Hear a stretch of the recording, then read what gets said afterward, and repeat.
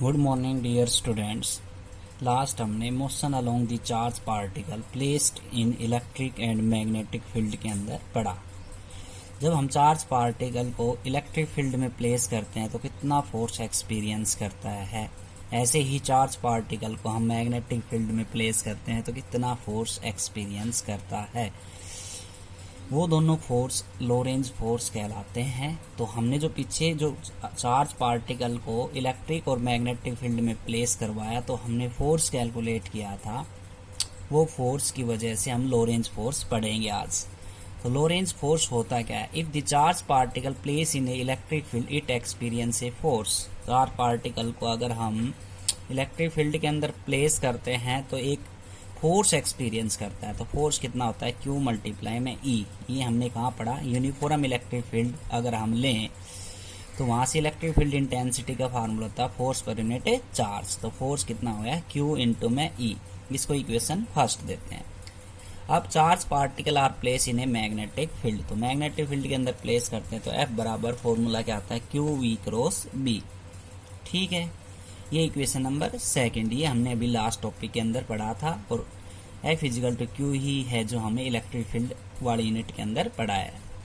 दोनों इक्वेशंस को हम ऐड कर देंगे तो F इलेक्ट्रिक फील्ड का और F मैग्नेटिक फील्ड का जो फोर्स है दोनों ऐड हो जाएंगे तो F बराबर QE और ये क्या है? Q into V cross B। यहाँ से Q कॉमन ले लेते हैं तो E plus V cross B। ये क्या है? सम है। किस किस का सम? फोर्स इन इलेक्ट्रिक फील्ड और फोर्स इन मैग्नेटिक फील्ड, और ये टोटल फोर्स के बराबर F के बराबर है। इसी को हम लोरेंज फोर्स कहते हैं। And sum of the force experience by the charge particle when they are place in a electric field magnetic field, this force is called Lorentz force. ठीक है, तो हम सम है किस किस का? फोर्स का। Force experience by the charge particle place in electric and magnetic field के अंदर, उसको हम क्या कहते हैं? Lorentz force. अब इम्पोर्टेंट टॉपिक है 5 नंबर में आता है साइक्लोट्रॉन। साइक्लोट्रॉन है क्या चीज? साइक्लोट्रॉन एक मशीन होती है जो चार्ज पार्टिकल को एक्सेलरेट करवाने के लिए काम आती है। जैसे कि पुरानी चक्की होती थी हमारे घरों के अंदर, तो गेहूं पीसते हैं तो उसको हम पकड़ के इस प्रकार से घुमाते थे, ऐसे ही चार्ज पार्टिकल को एक्सेलरेट किया जाता है। उसकी जो शेप होती है, जो हम किचन के अंदर जो रोटी रखते हैं हॉटकेस, उस वैसी शेप रहती है उसकी। 2 Ds होती हैं उनको D1 और D2 Ds बोलते हैं। या जो अपना किचन के अंदर हॉटकेस होता है उसको बीच में से अगर हम काट दें तो 2 D शेप बन जाएगी। उस प्रकार के एक साइक्लोट्रॉन मशीन होती है। वो क्या काम आती है? कि हैवी पार्टिकल्स जैसे charge particle, proton, neutron, alpha particles, positive ions को एक्सेलरेट करवाने के लिए काम आती है। नेगेटिव आयंस और लाइट पार्टिकल्स को एक्सेलरेट साइक्लोट्रॉन नहीं करती। लाइट पार्टिकल्स को एक्सेलरेट नहीं करती, न्यूट्रल पार्टिकल को एक्सेलरेट नहीं करती। ये इसके लिमिटेशंस हैं। डिस्कवरी किसने की थी इस मशीन की? Lawrence and limestone. अब ये चार्ज पार्टिकल को एक्सेलरेट करवा के क्या करते हैं? चार्ज पार्टिकल को एक्सेलरेट करवा के हाई पोटेंशियल बना के और किसी टारगेट पे हिट करके हम एनर्जी प्राप्त करते हैं। उस एनर्जी का हम वेरियस पर्पज के लिए यूज करते हैं। तो किस प्रिंसिपल के ऊपर ये सिद्धांत पर काम करता है cyclotron? The working of the cyclotron is based on the fact that a positively charge particle can be accelerated to a sufficient high frequency. Working क्या है साइक्लोट्रॉन? वर्किंग किसके ऊपर बेस्ड है साइक्लोट्रॉन की? ए पॉजिटिव चार्ज पार्टिकल को accelerate किया जाता है किसकी सहायता से? Sufficient high energy of smaller value of oscillate electric field by making it to cross same electric field again and again with the use of strong magnetic field। देखो, high energy देके कैसे electric field देते हैं smaller value में, फिर हम electric field देते हैं सेम। इलेक्ट्रिक फील्ड में क्रॉस हम क्या देते हैं? मैग्नेटिक फील्ड देते हैं।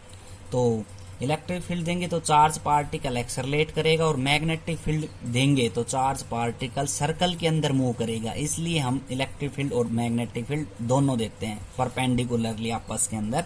मैग्नेटिक फील्ड इलेक्ट्रिक फील्ड क्या रहेगी? परपेंडिकुलर रहेगी। हाई फ्रीक्वेंसी ऑक्सीलेटर से हम इलेक्ट्रिक फील्ड देते हैं और स्ट्रॉन्ग मैग्नेट से परपेंडिकुलरली उसको मैग्नेटिक फील्ड देते हैं। तो उस हाई एनर्जी की वजह से चार्ज पार्टिकल एक्सेलरेट होता है और किसी टारगेट से हम उसको बाहर निकालते हैं और उसका एनर्जी का यूज करते हैं, चार्ज पार्टिकल की एनर्जी का। कंस्ट्रक्शन मैंने आपको बता दिया, दो होलो चैम्बर होते हैं डी शेप के। ये डायग्राम है इसका, ये दो डी शेप के होलो चैम्बर्स होते हैं, मेटल चैम्बर D1 और D2। ठीक है, यहाँ पे स्ट्रॉन्ग इलेक्ट्रोमैग्नेट लगा हुआ है, यहाँ हाई फ्रीक्वेंसी ऑक्सीलेटर लगा हुआ है। ठीक है, और ये विंडो लगा दी और इस टारगेट से उस चार्ज पार्टिकल को बाहर निकाल लिया जाता है। जब हम हाई फ्रीक्वेंसी ऑक्सीलेटर यहाँ से फ्रीक्वेंसी से हाई फ्रीक्वेंसी देते हैं, मीन्स इलेक्ट्रिक फील्ड देते हैं, तो इस पी पॉइंट या कोई भी ओ पॉइंट हम सपोज करके हम मान लेते हैं वो चार्ज पार्टिकल यहाँ से एक्सेलरेट होना शुरू कर देता है। ठीक है, तो यहाँ से जैसे एक्सेलरेट होना शुरू करेगा चार्ज पार्टिकल्स, तो वो यहाँ से स्ट्रॉन्ग मैग्नेटिक फील्ड मिलेगी उसको। तो यहाँ अगर वो v वेलोसिटी के साथ चल रहा है तो वो सेमी सर्कुलर पाथ ट्रेवल करेगा और यहाँ पहुँच जाएगा चार्ज पार्टिकल्स गैप के पास। जब गैप के पास पहुँचेगा तो वो चार्ज पार्टिकल्स इसको जंप करेगा, जंप करने से उसका क्या हो जाएगी, उसकी वेलोसिटी बढ़ जाएगी और वेलोसिटी बढ़ेगी और फिर अगले गैप के अंदर एक कंप्लीट चक्कर लगा लेगा और कंप्लीट चक्कर लगाएगा, फिर गैप के अंदर जंप करेगा तो इसकी वेलोसिटी और बढ़ जाएगी और धीरे धीरे उसकी रेडियस भी बढ़ती चली जाएगी। ऐसे ही उसकी स्पीड बढ़ेगी, रेडियस बढ़ेगी, स्पीड बढ़ेगी, रेडियस बढ़ेगी और एक टारगेट से हम उसको क्या कर लेते हैं, बाहर निकाल लेते हैं। तो उसमें हम काइनेटिक एनर्जी कैलकुलेट कर सकते हैं, उसका टाइम पीरियड कैलकुलेट कर सकते हैं, उसकी वेलोसिटी कैलकुलेट कर सकते हैं, पॉजिटिव आयंस या चार्ज पार्टिकल्स की। ठीक है, तो ये इसकी कंस्ट्रक्शन और वर्किंग है। तो लाइन वाइज हम एक बार पढ़ लेते हैं इसको। Construction, it consist two shape hollow evacuated metal chamber D1 and D2 called dees. मैंने बताया कि दो होलो एवक्वेटेड मेटल चैम्बर्स होते हैं, उनको D1 और D2 नाम दिया है, उनको डीज बोलते हैं। ये उनका बना हुआ है, consist of the dees are connected to high frequency oscillator, ये which produce potential difference near equal to 10⁴ volt. नीचे क्या लगाया हुआ है, हाई फ्रीक्वेंसी ऑक्सीलेटर जो वोल्टेज देता है 10⁴ volt. The box is place in a strong magnetic field produce by two poles north and south of strong electromagnet. तो इसके साइड के अंदर दो बॉक्स के अंदर दो स्ट्रॉन्ग मैग्नेट प्लेस हैं जो कि स्ट्रॉन्ग मैग्नेटिक फील्ड प्रोड्यूस करते हैं। वर्किंग क्या है, at an instant of suppose D1 is negative potential and D2 is positive potential. अब आपको सपोज करना पड़ेगा, ये जो डीज है अपनी, ये वाली डीज है D1 डीज और इसका नाम हमने दिया D2 डीज और यहाँ पे हमने हाई फ्रीक्वेंसी ऑक्सीलेटर लगाया हुआ है और यहाँ नॉर्थ और साउथ स्ट्रॉन्ग मैग्नेट, और यहाँ से चार्ज पार्टिकल हम एक्सेलरेट करना शुरू करेंगे चार्ज पार्टिकल्स।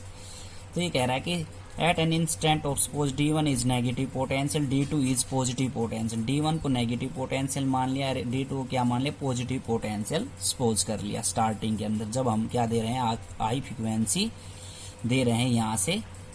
तो therefore positively charge ions produce at point P, तो यहाँ P पॉइंट से पॉजिटिव चार्ज पार्टिकल या चार्ज आयंस स्टार्ट हो जाता है मूव करना इस P पॉइंट से, यहाँ से will be accelerated toward D1, तो किस तरफ जाएगा, D1 की तरफ जाएगा। On reaching inside D1 ions will be in a field free space hence it move with a constant speed in D1 से V। तो वह कह रहा है कि ये यहाँ पे फ्री स्पेस है तो V1 स्पीड से जाएगा, उस स्पीड का नाम हमने क्या दिया, V कांस्टेंट स्पीड का नाम दिया।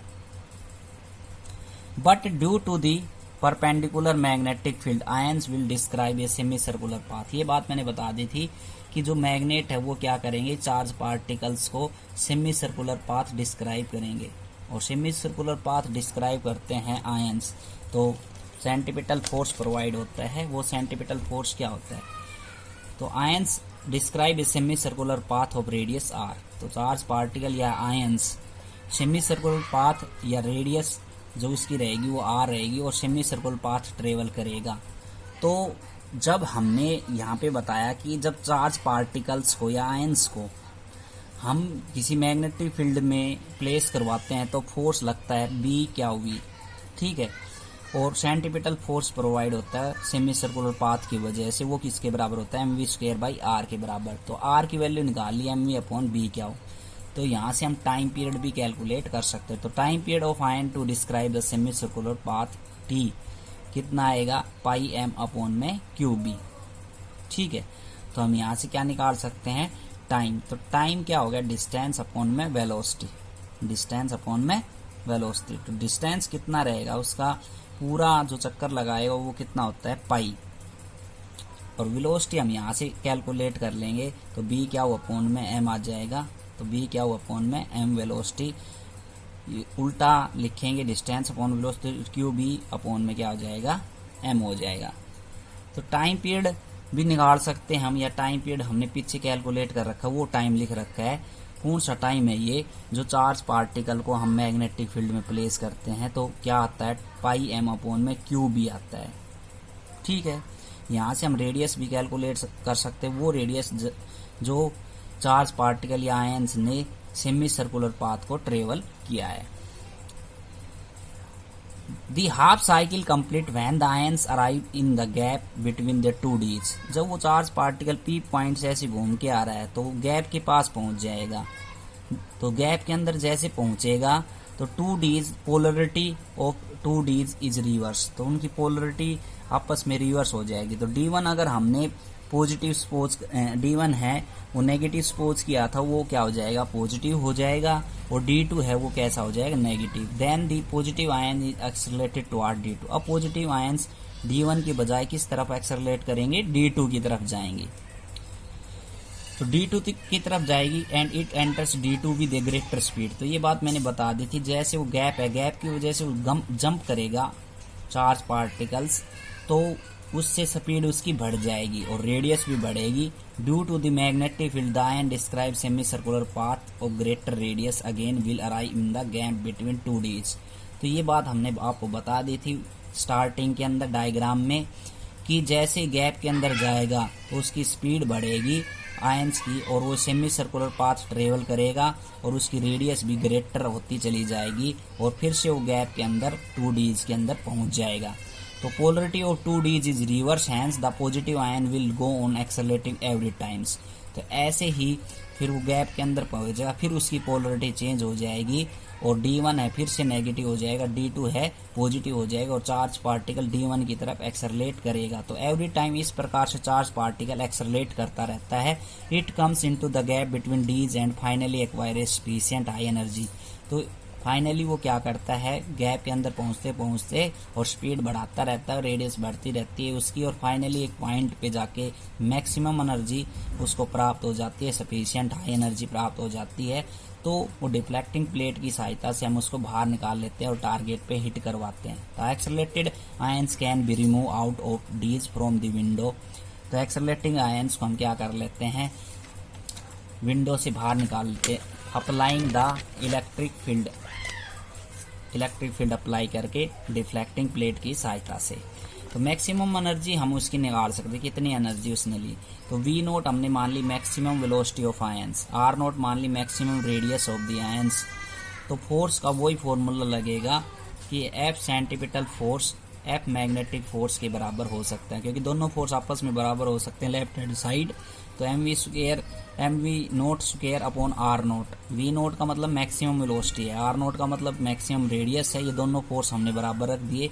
तो यहाँ से हमने V0 की वैल्यू निकाल ली, B क्या हो R0 अपॉन में M। तो टाइम पीरियड कितना होगा पार्टिकल्स का, तो देखो πm/qb हमने टाइम पीरियड कब निकाला था, जब force on charge particle place in a magnetic field, वहां से टाइम पीरियड आया था πm/qb। तो यहाँ पे सेमी सर्कुलर पाथ का टाइम पीरियड पीछे बताया था मैंने πm/qb है।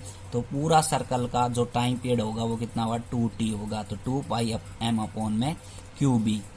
साइक्लोट्रॉन फ्रीक्वेंसी का फार्मूला होता है reciprocal of the time period. तो टाइम पीरियड का उल्टा कर देंगे qb/2πm। ऐसे ही हम उसकी काइनेटिक एनर्जी निकाल सकते हैं। तो काइनेटिक एनर्जी का फार्मूला होता है हाफ mv0²।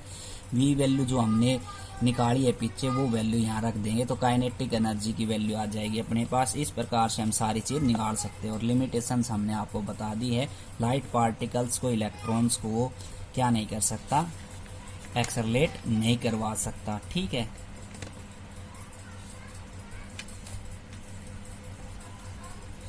तो ये है आपकी, दोबारा से मैं बता देता हूँ वर्किंग D1 और D2 क्या है। दो डीज हैं, एवोकेटेड चैम्बर, मेटल चैम्बर्स बोलते हैं इसको। यहाँ से हाई फ्रीक्वेंसी ऑक्सीलेटर से हम इलेक्ट्रिक फील्ड देते हैं और स्ट्रॉन्ग मैग्नेटिक फील्ड यहाँ पे लगे हुए हैं परपेंडिकुलरली, जो चार्ज पार्टिकल्स को या आयंस पार्टिकल्स को सर्कल के अंदर मूव करवाने के लिए हेल्प करते हैं। तो जैसे ही हम यहाँ से फ्रीक्वेंसी देते हैं हाई फ्रीक्वेंसी ऑक्सीलेटर, तो D1 नेगेटिव सपोज करते हैं, D2 क्या है पॉजिटिव पोटेंशियल। तो चार्ज पार्टिकल P से स्टार्ट होगा तो D1 की तरफ जाएगा, तो यहाँ पे फ्री स्पेस है तो उसमें v स्पीड लेगा, वो कांस्टेंट स्पीड लेगा और फिर स्ट्रॉन्ग मैग्नेटिक फील्ड की सहायता से वो सेमी सर्कुलर पाथ ट्रेवल करेगा और इस गैप के अंदर पहुंच जाएगा। और आप सेमी सर्कुलर पाथ उसका ट्रेवल हो जाएगा तो वहां से हम उसकी रेडियस और टाइम पीरियड कैलकुलेट कर सकते हैं। जैसे गैप के अंदर आएगा तो जंप करेगा तो उसकी स्पीड बढ़ेगी, और स्पीड बढ़ेगी तो गैप के अंदर आने के बाद यहाँ पे एक कंप्लीट सर्कल कंप्लीट कर लेगा। तो यहाँ पे हम उसकी पोलरिटी चेंज कर देंगे। तो D1 हमने नेगेटिव मानना था तो D2 क्या हो गया पॉजिटिव और D2 क्या हो गया नेगेटिव। अब चार्ज पार्टिकल किस तरफ एक्सेलरेट कर रहा था, यहाँ से D2 की तरफ, यहाँ ही उसकी पोलरिटी क्या हो गई चेंज इस गैप के अंदर। तो गैप के अंदर चेंज होगी, फिर वो यहाँ इस गैप के अंदर पहुँचेगा, फिर उसकी स्पीड बढ़ेगी, फिर उसकी रेडियस बढ़ेगी, ऐसे वो चलता रहेगा और गैप के अंदर उनकी पोलरिटी आपस में चेंज होती रहेगी और एक लिमिट टाइम के अंदर हाई स्फिशिएंट एनर्जी मिल जाएगी। और इस विंडो की सहायता से हम इलेक्ट्रिक फील्ड अप्लाई करके और इस टारगेट पे उसको हिट करवा सकते हैं। कल इसके हम यूज बताएंगे और लिमिटेशंस थोड़ी। Thank you.